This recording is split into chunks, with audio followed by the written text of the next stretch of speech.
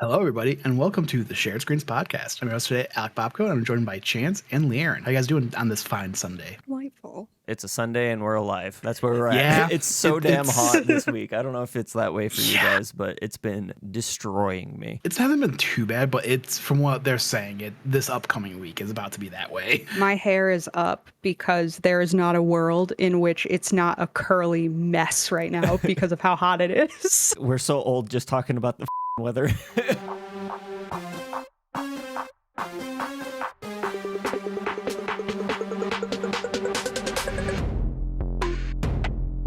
I basically just got out of seeing Barbie, and I saw Oppenheimer earlier this week. We're recording this on the Barbenheimer weekend. Congratulations to all those who celebrate. They doubled their budget in the first 2 days on Barbie. It's crazy. Wild. It's the biggest domestic release for a woman-directed movie, right? Yeah.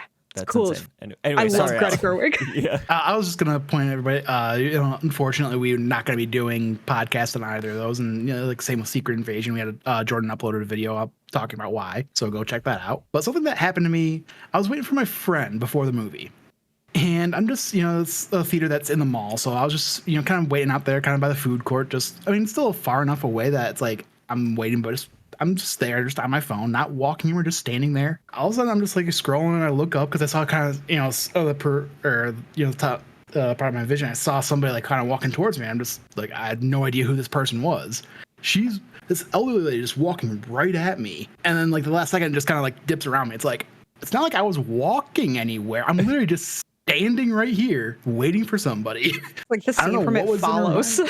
Yeah. If Alec hadn't have looked up, she would have just like walked into him and possessed his ass, and then just like gone and like seen some random ass kid movie. I just happened to like look over because I was still waiting for my friend, and she just sitting over in the food court, just grabbing some food or whatever. It's like, why did you need to like walk diagonally towards me just to walk diagonally back towards the food court? Like, she just wanted to see what cologne you were wearing. She's like, that dude smells good. Let me get a good old whiff. Sure, let's go with that, because I can't come up with anything better. But it was just the weirdest thing because I'm just standing there. I'm not like, those people that get distracted, they're walking on their phones and they're like, going all over the place and that. It's like, no, just I'm standing in one spot. All right, well, what you were just doing looked like drunk walking, but I get where you're coming from. Some people do it where they just drift, and it drives me fucking crazy. Exactly. It drives the New Yorker in my soul. Absolutely, I can't. I hate because there are those people that they cannot walk in a straight line when they're looking at their phone. Yeah. I see. This is where the violence come out in me. Like, those people are at the will of like anybody around them. I'll kick the bottom of your foot. I'll shoulder check you. Like, Disneyland is my favorite because you always get some dad who has had enough and he's just checking the scores on like some sports ball game that he's watching, and then he cuts it right in front of you and you just kick the bottom of his foot. Oh, sorry, man. But he's already face down in the dirt. She said it didn't hurt. I can read and walk in a straight line. We can all learn this skill. I promise. The entire island of Manhattan does it. I swear. Like, we can all get there. Slow walkers, people who take up the whole sidewalk and walk really slow, people who can't walk in a straight. It is my biggest pet peeve. I also want to add a caveat to that. If you are walking in a group of larger than 2, so 3 or more, do not walk, all 3 of you, next to each other on a sidewalk. I will push kick the person closest to me. One of you has to take the back spot. I'm sorry, that's just the way the world works. There's not enough room. Yep. Like, I can't, I have to go around you. You are so slow. Yeah. Please. I don't care. Be on your phone then. I don't give a shit. You have the guard of the 2 people in front of you. You can wander as much as you fucking want on your phone. Just don't walk in a line of 3. Also, don't do that when hiking do that when hiking, because when you walk in a single file line, it puts too much stress on the ground. Interesting. Okay, that makes sense. Yeah, actually, when you hike, you should walk. Spreads it out across the trail so you don't get like washouts and stuff. It's not just like this one group of plants getting trampled over and over again. It's just one person walking over it and then nothing happening. So when you spread out, it's better. Yeah. I learned that from a Try Guys video like 6 years ago or some shit. Good shit, The things we learned from YouTube. Yeah. Learned my career on here. Let me tell you what. Given me so much. I'm embarrassed to say that I am one of those girls, though, that has been watching the Try Guys since I was like 14 and they were at BuzzFeed. Like, I am that. I am one of those people where it's like, yeah, no, these. And then Ned had a fuck it all up, but we're not going to go there because I get irrationally angry. So speaking of irrationally angry, you had mentioned something about you had a topic that you thought our audience would really connect with. Or just a I rant. think the Spider-Man musical, Spider-Man Turn Off the Dark, written by Bono and The Edge from U2, gets too much shit. I think people are too mean to it. So I've seen it. I did see it when it was on Broadway. I saw the version after, and this is terrible. I'm not saying that the accidents that happened to the actors wasn't awful, but I saw the version after the woman broke her back when they had made a bunch of changes. I don't know why the woman who broke her back, I still don't really know why her character was there, and I will take the criticism that character shouldn't be there. She's like, you know the Greek myth of Arachne? The woman that Athena turns into a spider because she can weave better than Athena? That's a Greek myth that it's where spiders come from. This woman brags about being able to weave better than Athena. Athena challenges her, wins, and so Athena turns her into a spider. It's fucked up. She's in the Most things musical. in Greek mythology. Yeah. She's in the musical. And like, is Peter Parker's like spiritual guide? I don't know why she's there. I will accept that criticism. Other than that, because I listened to it at the gym. Yeah, but everything bops at the gym. You get that blood. Okay, but go actually listen to Pull the Trigger, because I was listening to it while I was doing deadlifts this morning, and I hadn't listened to the lyrics of the song for a very long time. It is so anti-US government in a way that is so fun. The entire song, Pull the Trigger, is about like the military idea after 9/11, because these are based on the Sam Raimi movies. Like that's the Spider-Man storyline we're going with here. Except they add in, I don't know if this is in the Raimi movies because I haven't watched them in a while, that Mary Jane Watson's father is like an abusive drunk. No, that was in the Raimi movies. Yeah, there was like tones of that. Yeah. Like you didn't necessarily see it, but you got hints of it. He was like yelling, and she was throwing away bottles in one of the scenes in like the first one. They walk together. They walk home together in a scene and have a song that's the two of them singing about how sad their lives are, because this is before Peter has been bitten but hasn't woken up with powers yet. And they have a whole song where she talks about how like she can't draw attention to herself when her father's drunk, and like kind of implies he might get hammered and like essay her, which as a 13-year-old watching that show, a lot. But that is a lot to deal with. Bouncing Off the Walls, which is the song that Peter sings when he gets his powers, and Pull the Trigger are so good. And like, it is ridiculous, but Spider-Man, the Sinister Six is kind of ridiculous. Like, yeah, I get that the costumes looked kind of dumb on stage and looked like kind of like cosplay costumes. I liked them. I think they are fun little puppets, and that if you look at Kraven the Hunter from the original Spider-Man comics, he looks dumb. He does. He looks real weird. Like, I don't know. And yes, there is a Spider-Man superhero that is just a man of bees. There's no good way to make the man of bees. But everybody is played like by Nick Cage? Oh my God, I wish. Everybody is like, oh my God, I love Rogers the Musical. It's not good, but it's so cheesy and weird and feels very super. That's what Spider-Man Turn Off the Dark was. It was cheesy and weird and stupid and was literally Rogers the Musical. And I don't like the song from Rogers the Musical, but that's because I don't like the guy they cast to sing it. He's an actor from New York that has done some bad shit. I really can't stand him.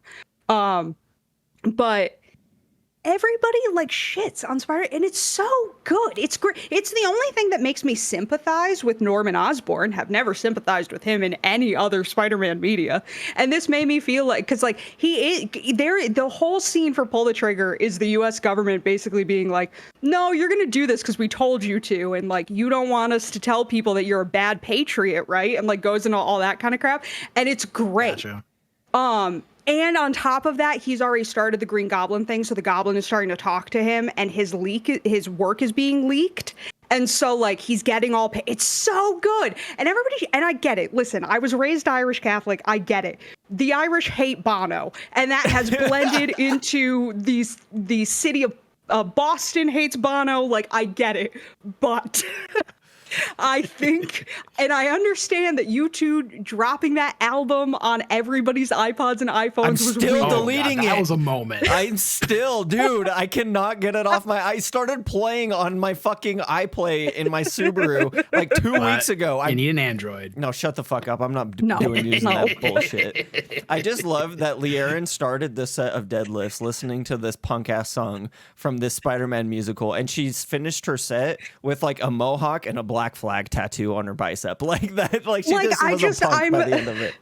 Oh, I also found a pop rock cover of Running Up That Hill by Kate Bush. Great for when you're lifting. Absolutely phenomenal for when you're lifting. Who's it by?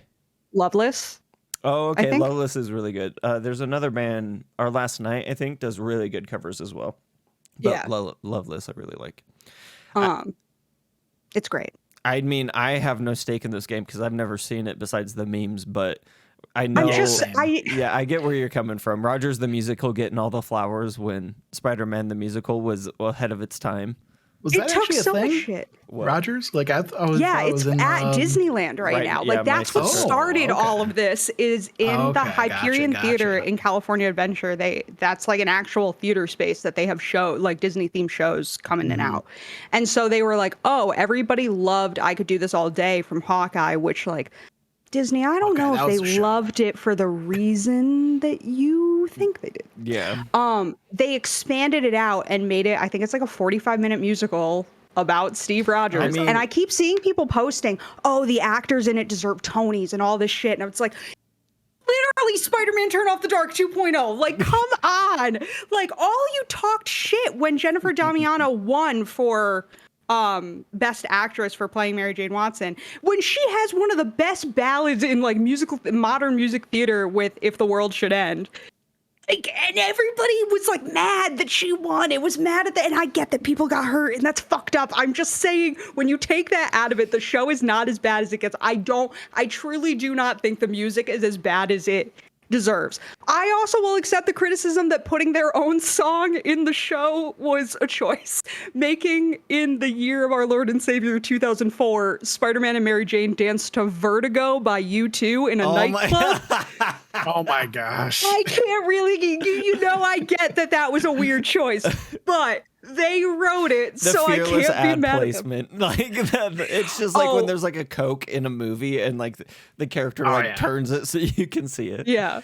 They all walk on in like their club gear. There are all these lights, like strobe lights, people dancing in cages, and then you just hear uno, dos, tres, catorce. I was like, no, you guys did not do this. You did not. Vertigo came out years ago. Who would be dancing to this in a night? Who dances to U2 in a nightclub? Oh my God. So it makes a lot more sense now. Like the synergy of the advertising. Like it was there. Brand synergy was there. Yeah. But do you listen to it in nightclubs? No. Really? No, but that's it's not that kind of song. That's 2004 for you. Like, I mean, like fair point. Yeah. Fair point. Woodstock 1999 was just barely 5 years away, and like we all know how that wound up. Go look that up if you haven't. There's a wonderful documentary on Netflix. I highly suggest. All you Woodstock Zoomers, 99 is wild. Yeah, all you Zoomers wondering why we were the way. Look at what our predecessors were doing. Yeah, tearing down entire stadiums. Anyway, honestly, Zoomers got to stop shitting on millennials, because if you just look at anything from when we were growing up, it's like, that's why you are the way you are. Our earliest memory is 9/11. Okay, give us a break. Literally. Jordan and I are 1996, so we are the very last year of millennials. So we really ride that line. And we're like, they call us. Oh. I don't know it's a gross like name, but I like not being a millennial because I'm way different than my sister who's 7 years older than me. She's fucking weird. Oh, same. No shit to Caitlin, because I know your husband's watching. Hi, George. But, I'm very, very different than my sister that's 5 years older than me. And because she actually lived through the 90s, I was a toddler. Yeah. She got all those fun ass toys before they became not so fun. And like I have a weird knowledge of shit like As Told by Ginger and all that stuff because I would watch it with her, but I did not seek it out if she was not watching it. Okay. I have a younger sister who's like 7 years younger than me, and like all of her favorite bands were like the bands that were super popular. So like she listened to like Blink-182 and A Day to Remember like Yeah. years after they had peaked. And I was like, I didn't realize until years later that how much like siblings affect each other, which is Hard cut to me trying to explain to children younger than us that there was a time when Fall Out Boy was good. They used to be good. I that swear. was my first concert, and they were so good. That was my sister's first So concert good. too. Yeah. Oh my They god! used to be great under the cork, not under the From cork tree. underneath the cork tree. Yep, that is. I would say that's like one of the top 10 best pop punk albums of all time. Great album. I swear they used to be good. I know that that's hard to believe with the music they put out. Also, Panic at the Disco, I promise, used to be good. They were like really good, and then they went away, and then they were good for a little bit, and now they're not. I have to defend, and I know this is going to be the hot take for the episode. I have to defend Fall Out Boy's We Didn't Start the Fire, because I really like the original, and the gist of the original is the world's always been fucked up. Like, we just inherited it, which is something that I've like never really thought about the previous generation. It's always like, oh, you guys fucked it up like after JFK and all this other shit. I think because of how hyper aware we are of these tragedies and like the ability to like interface or see like actual interaction with the people who are affected by these things makes it a little bit in poor taste. I will admit that. Having said that, like millennials getting blamed for all this shit is the same thing. Anyway, that's my Time is my cyclical. hot take. Everything is cyclical. Everything used to be Gen X's fault. Yep. And like, all the people that were alive before the boomers are dead now. So we don't know about the people who shit on the boomers. Yeah. But I'm also sure that happened, because tying it back to Oppenheimer, Hank Green put out a reel today that made me realize if you were in your early teens. I just saw this. Yep. If you I were in saw your the same thing. I early was about to bring- teens during World War I, that meant that you spent your 20s and 30s in the Great Depression. And then by the time you were 40, World War II started, and then you saw the bombing of Hiroshima and Nagasaki, which then you were sold a story about how that was the only way to keep America from crumbling, and learned years later when Oppenheimer had to talk in front of Congress and all that shit. No, it's horrific and did horrific things to hundreds of thousands of people, and like has affected the island of Japan. We shifted their culture when we dropped the bomb on Nagasaki. Yep. Like, that's a wild thing to live through. And and then the Cold War. I think something that yeah. like I just am putting together, maybe Hank Green had mentioned this, but like you're a young teenager at the end of World War One. Let's say your dad or like your older brothers and all that shit, like they have likely been fighting. If you're in Europe, because America wasn't in that, they've died. And then by the time you're 40, you're a little bit out of that like enlistment draft age. Like that is the cutoff is 40. But your husband's not going to war. Your son isn't. Your son is 17, 16. And so like your dad and your kid both have to fight in the like that's just like you guys know me, you know my mind's like that is like the worst punishment for me would be like the people I love. And anyway, that's a different subject. It's also I do a ton of shit with ancestry. I have I don't remember how many great because I'm bad at math, but however many number of great uncles that fought in World War I and World War II and then saw their sons go to Vietnam was first, right? It was Vietnam, then Korea? Yeah. Korea, then Vietnam. Ooh. One was in the 50s, one was in the 70s, and Korea, I never keep the order straight. Vietnam, Korea, then Vietnam. Yes, because MASH takes place in Korea, but is an allegory for the Vietnam War. Yeah. Yes. And then you saw them go to Korea. And then when Vietnam came around, that's why you had so many moms that would protest that were basically like, for generations, I've been watching the men in my family go to these stupid ass wars. Like, stop. I don't want to do this anymore. It's fascinating watching how America. I know it's fun to shit on America, but our history and trajectory as a country is a wild ride. That like you go from like, I would say like the Salem witch trials to now, there is a straight line in how the dominoes fell, and it's nuts to watch. Well, and then you find out that like the fucking Salem witch trials were from like a plant that was in bloom that was poisoning people and making them act a certain like and then it was like making other people like super so it was like a very it was also a really good way to get rid of your wife if she didn't want to put out anymore. Low key, very true. Very people don't like to talk about that part. But. No, there was I would say that it was like 20%. Like no, I've had and you enough can draw of this winch. Like get out of here. And you can draw a straight line from the Salem witch trials to QAnon. That is not a joke. That is a fact. Sure, yeah. Like that in doesn't seem like a stretch to me. The satanic like panics and America's obsession with metal causing and D&D causing kids to become Satanist and drink baby blood and all that crap. You can draw a straight line right out of the Salem witch trials into, of course, Ronald Reagan, because you can't talk about anything without Ronald Reagan coming up, to QAnon. It's amazing. I read this whole thesis about it when I was doing my master's. The craziest shit, coolest shit on the planet. It's called The Devil Comes to the Midwest. I highly recommend if you like reading journal articles. It's good.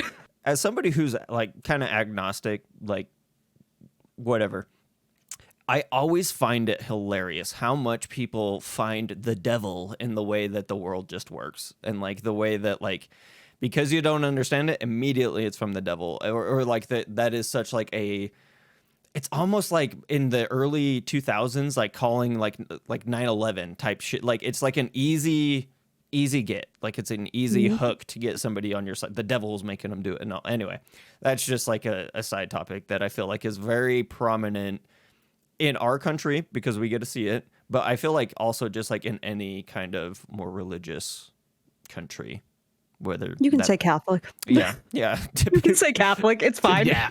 Yep. That's the one I know a lot about. So yeah. I was also born and raised Catholic, so yeah. Yeah. You can say it. And Yep. it's just a big part of it is that like if you, I think that's why my I like the priest Righteous used to use Gemstone Star so much, Wars. is because I don't care, and then to see like that kind of be like comedicized or like made into a comedy with some of the best people in the game. I don't know.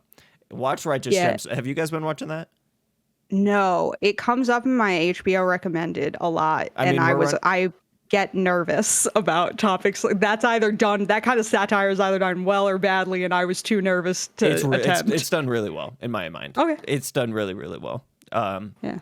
Take that for what you will, but the dude who plays Sully in Monsters Inc., not Jeff Bridges, the other guy. The guy from Emperor's New Groove, and John Goodman. John Goodman is like the head of this family, who's like all like television proselyters, like they preach on TV. And then his sons are Danny McBride and Adam Devine from Workaholics. And I don't know what else his daughter has been in, but she's probably funnier than the two of them, and those two are hilarious. It's so funny. Danny McBride steals the show. Him and HBO just go together like peanut butter and jelly in my mind. And listen, I will defend his fucking Halloween movies till the day I die. Are they good? No, but they're ridiculous and I love them. Yeah. Like, that man literally, when I have been in love with Jamie Lee Curtis since I saw the first Halloween movie, you can be a badass bitch. I don't give a fuck. You want a shotgun? You want a bomb? Go right ahead. Yeah. I love it. Making the third one about the COVID-19 pandemic, bad call. But we all have bad calls in our careers sometimes. Yeah. You look at all the content coming out at the tail end of that, and it was all kind of like, ugh. They're remaking The Exorcist next, and I'm not going to be able to handle that because the original Exorcist scares the shit out of me. And I was raised very Irish Catholic and am a little afraid of being possessed. Like, I know I won't be, but there's that part of my brain that's like, but what if? That would be such a bad way to learn that the priests were right, that the nuns were right. Yeah. That'd be such a bad way. I really fucked around and found out. Like, this sucks. Yeah. What a full circle. Possessed. Chance, I know you said you had an interesting story you wanted to talk about. Yeah, so your boy, I don't really know where to start this story, so I guess I'll just start at the beginning of the day. Your boy's been paddleboarding a lot this summer. I've been wanting to find something that I like to do outdoors. Mountain biking's not necessarily for me, but I do enjoy a good paddleboard. So me and the wife bought a couple paddleboards that we wanted to try out, and we were going to return the one that we didn't want because we already have one, blah, blah, blah. We go up to the canyon, and there's a lake up this canyon right by our house, and the canyon, the lake's parking lot was full. And so we're like, okay, no sweat. The dude who was running the gate was super nice and wanted to talk to me for like 15 minutes. And I was like, I'm not doing this right now, dude. I got to go paddleboard, and then I got a podcast to record. And so I knew a little place further down the canyon, because this is like at the top of a mountain is like a little basin with this lake. And so for lack of a better name, I'm just going to call it the Pete Wentz turnoff, right? It's a similar name, but I'm just going to call it that since we already talked about Fall Out Boy this episode. So we go down this Pete Wentz turnoff, and there's a Pete Wentz reservoir on this little turnoff, but it's like a mile down this very curvy, weird-ass road. So we get there, and you have to like drive across this dirt road across the dam and all this stuff to get to like where I wanted to park to inflate them. And as I'm driving, we're like driving around the lake. Jennifer, my wife, is like, that lady, something's going on over there. She just flipped this guy over. It looks like she's waving at us. And so we like pull up, and she like waves us down, open up the door, and immediately this woman is like, hey, he jumped off the dock and hit his head. He can't move, and he's bleeding. So now is a good time to tell you guys that since me and Jennifer have been dating, so 10 years ago, because we've been married for 3, but we started dating 10 years ago, we've been having this type of weird ass shit happen, right? So our like third date, I took her out. I had a truck. I threw a love sack in the back of the truck, like a bean bag, and we were watching like Fast and Furious 5 on my laptop underneath the stars on this mountain. And then we hear this fucking woman screaming. Turns out it's this meth head like beating the shit out of his girlfriend. I call the cops, and like 2 years later, we run into a dude who gets hit on a motorcycle, and like Jennifer had just finished her EMT basic degree. She like saves this dude's C-spine and like saves him from being paralyzed before and then 2 years later, dude, I swear to God, this shit always. It's been a couple years since this has happened. You just lived through the opening scenes of a horror movie 6 different times. I swear to God, dude. And every time I'm like, this is the time that I get killed, right? Like this is the time. This is the moment. Yeah, this is it. So death is coming for me. Like, yeah. So I get out of the car, start talking to this woman, and get some information about her, get an update on his kind of situation. And he was like half in the water, half out of the water, but he was like, he was out of the water like to his waist. And I was like, don't pull him out any further, because I don't want you to like hurt a C-spine or anything. For those of you who don't know, if somebody hits their head, you don't want them to move their neck, because if something is broken, it could sever a nerve and then they're paralyzed, right? So I was like, hold him right there. Don't move him. Stabilize his neck. I'm going to go call 911. We are 20 minutes from service. So we go to leave. Another guy had seen what had happened, and he and his buddy went to like stabilize the guy and calm his partner down. I get on 911, and I have kind of a background of certain things, right? So I was able to like very quickly disseminate the information to this woman, and she's like, okay, what are you comfortable with doing, helping me? And I was like, well, I can go relay what you just told me, and then I can go meet the people at the trailhead, because like I said, it's like a drive to get to this thing back to the main road, and we're like halfway in the middle. So then we drive back. The dude and his buddy had like stabilized the guy, got him kind of like set up so he wouldn't move. He's unresponsive, but he's breathing. His breathing's worsening. So I get an update, and this guy's like looking like he's going to not last long. So me and Jennifer hop back in the car and just take off. And by the time we make it to the main road, the cops and the paramedic had showed up. The ambulance, pardon me. We turn around, I take him right back, and they start loading him up. Like, everybody makes it up there. A helicopter starts circling and shit. And at that point, I was like, okay, we are doing nothing but, like, being in the way. And we were not in the way. I was like, I do not. So I got an update from the cop, gave him my number and everything. And we went to leave. And as we were going to leave, the other homeboys that were in the truck come up to me, and they're like, hey, what's your story? Because we haven't, like, really gotten to, like... Because they like took care of him in the situation, and then I was like communicating with the police. So he's like, "How did you get them here so quickly?" And then so like I had an exchange of information, and so like when I had gotten the update, the guy was like not breathing well, and luckily I need to go get my Subaru checked, because I'm pretty sure I like busted my skid plate like going over this trail so fast, like taking the cops and everything, because they were in like 4x4s and I'm in a little cross track. So their trucks were handling it fine. But so the guy lived and everything, made it down to the hospital and everything, but they're like not sure about his nerves. And I am just like so sick of this shit happening to me and my wife when we're like out and about. Sorry, this was happening like right before the podcast started, and I was like, I got a story to it's tell fresh. you guys right the fuck now. Well, because the other place that my brain goes is it's not necessarily that you somehow end up in the beginning of horror movies. You somehow end up in the first 15 minutes of like a Grey's Anatomy episode where it's like the setup for whatever major surgery is going to be the A plot for the rest of the episode. Like, I don't know if you guys have ever watched Grey's Anatomy. I understand.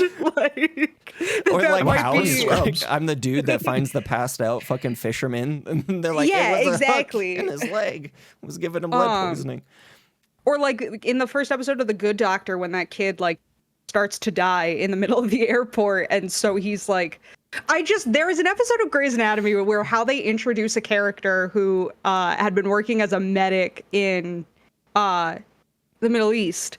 He comes upon a like car crash. Like he comes upon like this they hit black ice and a limo hit like a truck, and he crikes the guy in the field with a ballpoint pen, and that's the whole intro is like he is like, and that's the A plot is how they're gonna save these three men that were in this horrific accident. Like, it's nuts. That's what you live through, is that for the setup for Grey's Anatomy. I appreciate that. I do, now that you say that, I'm gonna have to tell Jennifer that, because that is 100% what like all of this shit feels, or it's like the beginning of an SVU episode, because the last I have one more that was unlike any of the other ones. So, and sorry if I like make jokes about this type of stuff, but that's just the way I cope. You can either cry or you can trying laugh. to survive. Yeah, and I'd much rather laugh than cry. Yep. So we are in, me and Jennifer both have, like, as all of us do, like very high stress jobs. And so we like to get out and get away as much as possible. And so we like the Pacific Northwest, right? Washington, Portland, that area. Washington and Oregon, pardon me. Portland is fun, but Oregon as a whole. So we are driving through Oregon. It's like 11 o'clock at night. We had been at some hot pots and we were going back to our Airbnb. And it's like, and for those of you who haven't been to Oregon, it is literally 2-lane roads, so one lane each way, winding through these incredibly steep mountain and like just very vast differences in terrain depending on like 10 minutes of driving. So we're going through this mountainous area and your boy's starting to fall asleep a little bit. It's like, it's late. We're trying to get back to the Airbnb. So I start going a little bit faster. I start like smacking myself a little bit, going a little bit faster, like, come on, Chance, let's get going. Jennifer's asleep. My homeboys in the back are asleep. I have two of my friends with me. And we make it to this turn, and I see a car pulled off to the side, and I slam on the brakes, and this woman jumps out like we would have hit her. So I slam on my brakes and like peel off to the side. And at this point in time, I don't like carrying firearms with me across state lines. That's just not who I am. So I have a combat knife that was made for me that I take with me on these road trips. I feel pretty confident with it, and so that's what I take. And so I have this thing in the door. I've like unbuckled it and I'm holding it like down to my side. I roll down the window and this guy's like, I'm sorry, my girlfriend's just drunk, blah, blah, blah. And then he goes to open the door and I had already locked the door. I slam on the gas, which like yanks him forward and hit the brakes. His girlfriend goes to like reach for something and I peel off and I run over and I am gone. And I never saw him again, and come to find out this was something that like was going on. People were getting stood up like that, like robbed like that. Anyway, yeah. So like I am so sick. Like that's an SVU episode. Like I go to the cops and tell them about it, and then they're like trying to find these fuckers that are like. That's not even SVU. That's Criminal fucking Minds. That is literally how episodes of Criminal Minds open. Also, what's it like to be a guy? I don't like telling you this, but I feel like after Barbie, it's like the blow has already been laid on you. If you feel capable in situations, if you feel comfortable it is very nice. Like if you know in a situation, you're like, okay, if this happens, I know how to handle that. If this happens, I know how to handle that. And you feel comfortable if something pops off that you have like, you know how you're going to get out, how you're going to get your loved ones out. That is like, I would say one of the best feelings. As a man, like we look for those opportunities to be like, how can I like make sure the people around me are like going to be good, like in bad situations, like things start popping off and every dude's like, okay, where's the exit? Like, anyway, that's like how I feel. I really get into that. It's just like, no, I'm not. You could really be in trouble. Your girlfriend could just really be drunk. I do not trust you enough to go there, and I am little. Like, we're not doing this. Like, a previous Chance before meeting Jennifer would have pulled over and like probably ended things differently with this man. But because I have her, and typically my wife and her sister are very close, so typically it's me and then two very small Latina girls. So I have to like make sure that like the weakest link can get out of whatever hairy situation we're in. yeah. So I think my mindset has like definitely changed since I've gotten married and kind of like started worrying about people besides myself. It's like, I know I can handle myself. I fought jujitsu, all that kind of crap. I know. There's a great story about I was almost assaulted in a bar once and I detached the man's scrotum. Hell yeah. Yeah, like I can handle myself. I just, okay, here's the thing, women, if you've never heard this, bad self-defense teachers will tell you to punch or kick in the balls. Do not punch or kick them in the balls. Grab at them and twist like you are picking an apple. That's not a joke. That will get them down faster, and they can't grab your legs, they can't grab your hands because you are literally holding their balls. Like, they're not gonna do anything to you, I promise. I'm sorry, but this just happened in the Righteous Gemstones. Like, I shit you not. Somebody just had their balls grabbed and twisted. Like 100%. It is the fastest way to drop a guy. And like, women can do whatever they want. I don't give a shit. There are amazing female fighters. We are smaller, and there's just, I am only 5'2". That is just, I'm at an unfortunate disadvantage. But so I just like, I can handle myself. I would just rather avoid it. And I assume everything is a scam, somebody trying to murder me or someone trying to rob me.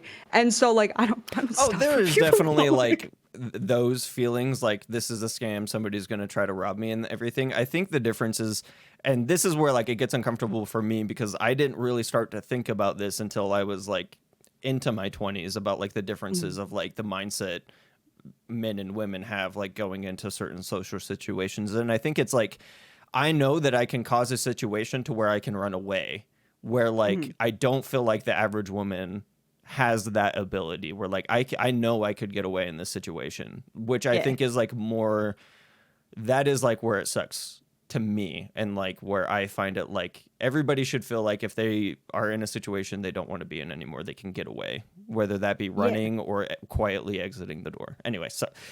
And that is not afforded to women, let me tell you. My male guilt creeping in a little bit. No, it's fine. Men are trash sometimes. It's, you know, just the existence we live in. It's the fact. Yeah.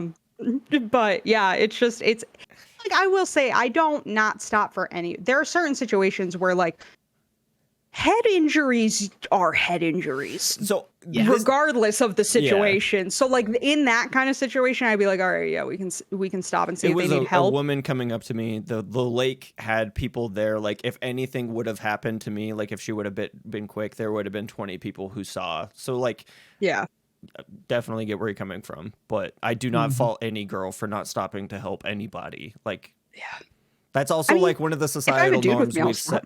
Yeah. Send the dude out to get shot, and then you can and then I can peel away. Yeah. The problem is that, as you mentioned, there is something in men's caveman brains that they're like, no, this is my moment. Yeah.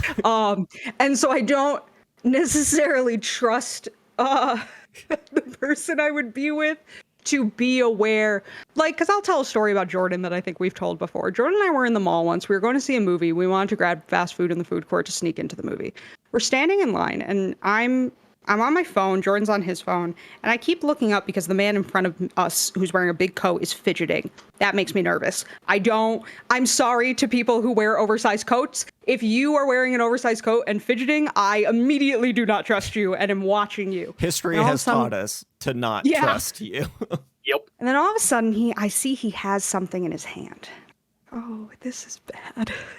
And I'm watching, and he flips a little blade out. I left Jordan behind. He didn't know. I thought he saw. He had no fucking idea. I walked to the other side of the food court. He texted me and was like, what? I was like, the dude in front of you has a knife. What do you mean, what? Like, and Jordan was probably like, and? Like, no, Jordan, because then Jordan, it was a big knife. Okay, it wasn't like a little knife. Because Jordan, so I'm on the other side of the food court watching Jordan, and Jordan goes, looks up, gets my text message, looks up, goes, and then turns around and immediately beelines for me and was like, stay here, I'm going to get security.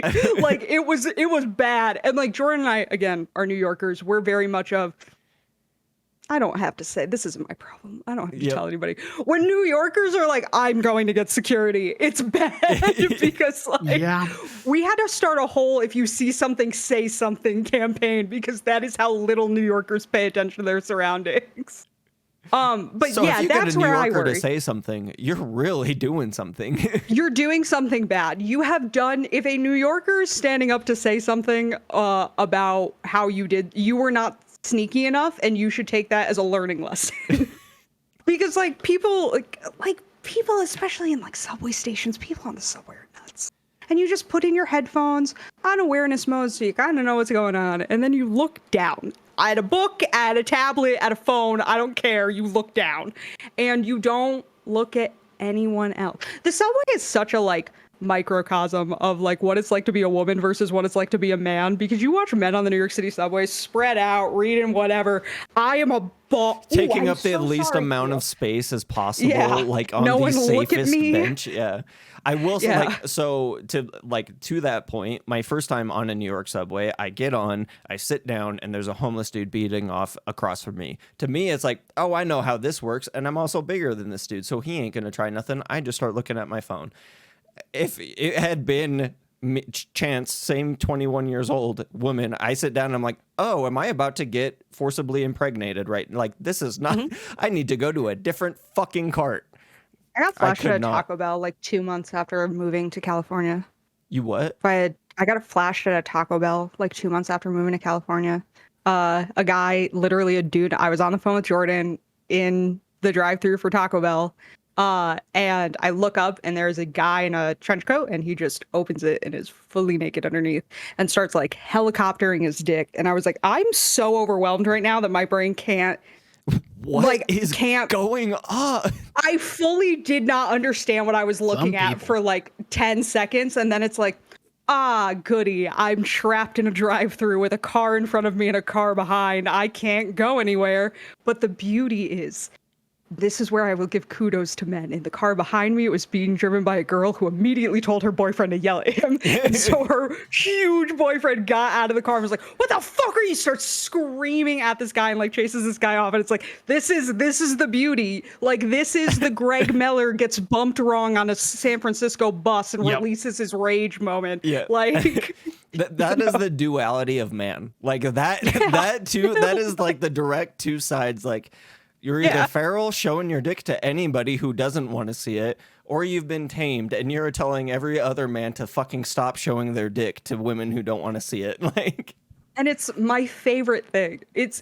There is such, and this is, the bar is on the floor, and I understand that. Watching men in public settings get mad at other men for being weird is my favorite thing on the planet. Because you stay men. You don't talk about it the way like a woman would say it, where it's like, this is why this is wrong. It's just like, dude, what the fuck are you doing? Like, get the fuck out of here. There is no real conversation beyond, what the fuck do you think you're doing? Bro. Stop being a fuck. Yeah, like, it's my it's because every dude knows exactly what the other guy is talking like. It's not even that. It's just the way that it's said. Like, what the fuck are you doing? Like, it's such a specific thing, and it brings me such. I love watching men communicate with each other, and I don't even mean that in a mean way. It's just hilarious. Just go to a construction site and see how they like interact. Hey, fuck face. What, bitch? Well, that, and then there's just like the unspoken thing of like somebody that you respect or like older than you do the head nod down, and somebody you know like, oh, hey, like, nope, never learned that. It just happened. It's just imprinted.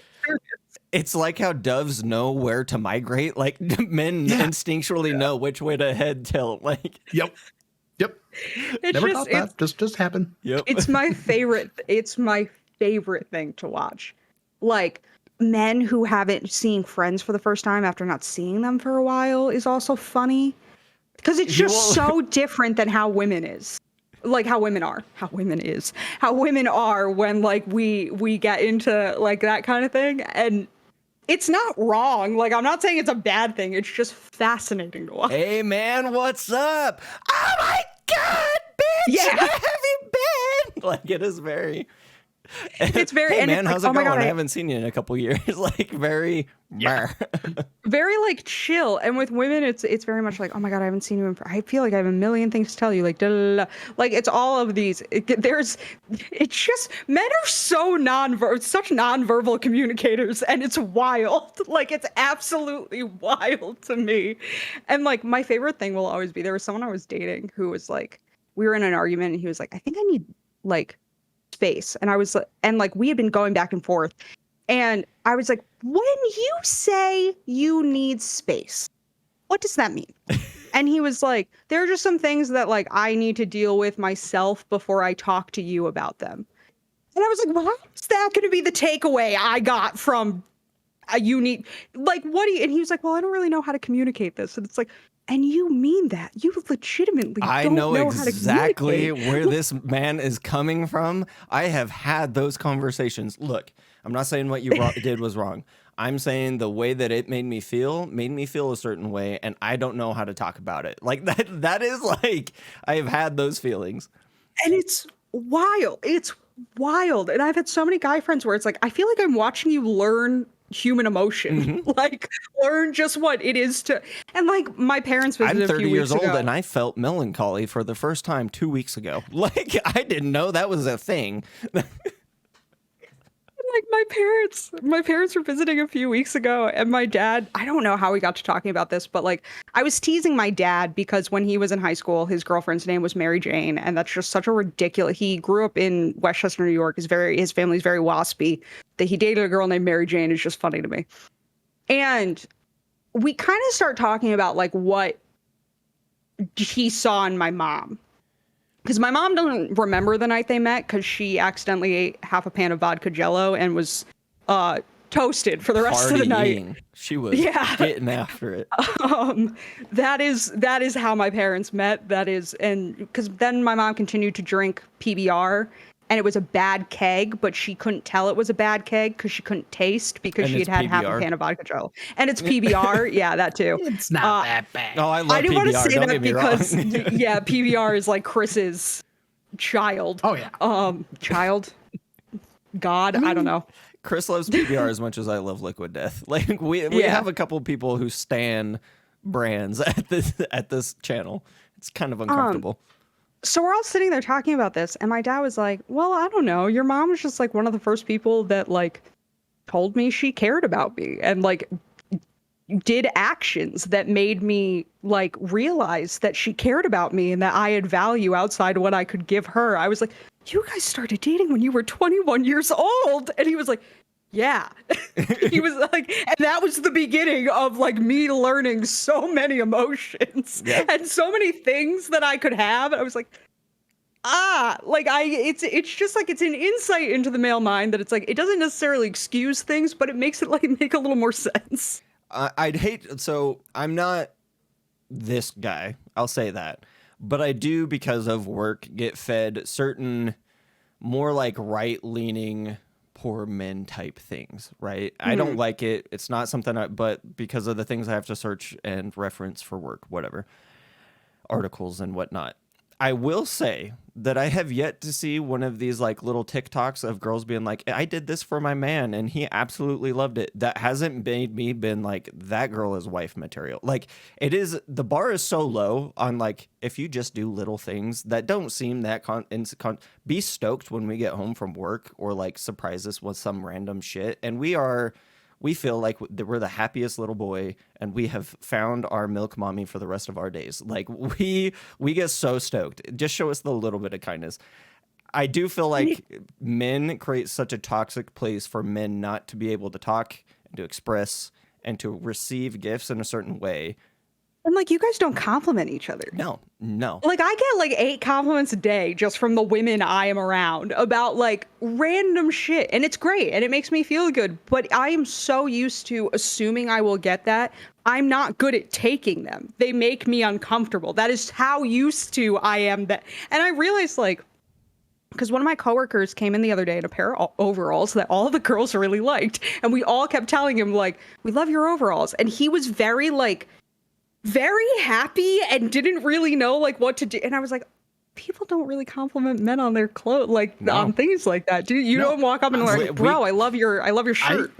No, seriously, like I just a month or two ago got a new, shirt for work, just nothing crazy, but it was just, I think it was my boss and it just said like, "Hey, nice shirt." Like just something little comment nothing about it. It was like that made my day. Yeah. Like Yeah. somebody actually noticed that I'm like wearing something different, something new. It's like, And it's just like, it's one of those things where it's like, it makes me kind of sad because like, I know it's such a big part of female friendships is like hyping each other up about clothes, makeup, hair, like your outward appearance and all. Like that's such an element of like what female friendships are that it's like, it's very weird to think about like, yeah, like I don't know, like you guys don't have like how every time you meet a girl that you compliment her dress and it has pockets and we put our hands in our pockets and fan out the skirt and go, it has pockets.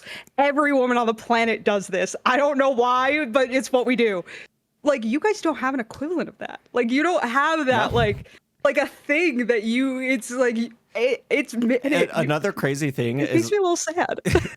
like before I get to for any female listeners, if you want to see any of your guy friends, any like your brother, your dad, your significant other just turn into a 12-year-old little boy immediately, like if they get a haircut, just compliment them on something like mundane that they haven't been complimented on, and watch them be like, what? Like very Yep. me? It is. Yep. It is one of the best feelings ever because I got a haircut a week ago. My mother-in-law said something, first person to say anything about it, like 6 days ago or like yesterday. So it's been 6 days after. I haven't stopped thinking about that since it happened. Like, I'm like, yeah, my mom thought it looked good. Like it's just I don't know. It's like Victoria and I were talking about it with the lead up to Barbie that like there is such a thing as like the female experience and it is a shared like with anybody who identifies as a woman, you have like these experiences together and like some of them suck because some of them are just like, it's the experience of an old man makes a weird comment about you when you're going through puberty and that's the first time you feel shame about your body. But then it's also like fun things where it's like drunk girls in bathrooms. I know it's a stereotype, but it's a beautiful place. Women's restrooms in clubs and bars is the most positive atmosphere you will ever experience.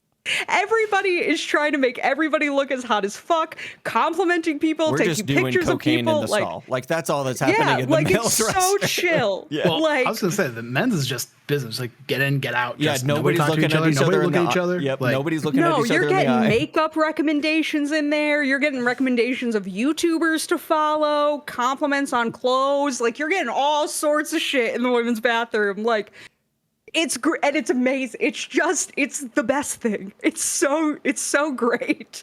And it's just like it's one of those things where it's like, oh, you guys don't really have that. Like, and it's men feel your feelings. Tell a bro he looks good today. We're all just on a rock trying to survive. Yeah. Who gives a fuck? Like, Yeah. I understand And that like we are supreme pains in the ass and we do cause like general like harm and shit, but then there's the ones that are just like, hey, I'm just here trying to there are survive. people like Michael Cera. Yes. Like there are people like yes, for every Donald Trump, there is a Michael Cera though. And it's like we have to like support Yes. him. We have to support Alan.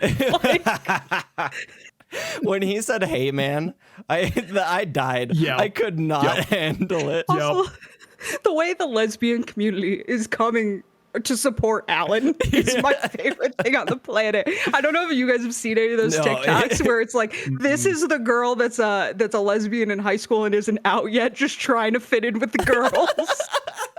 And like, I love it. It's but yeah, I stand by that honestly. For every Donald Trump, there's a Michael Cera. I Yeah. stand by. I feel like that. we should have that like on a pin, pin or something. Like, Little button. yeah, little button.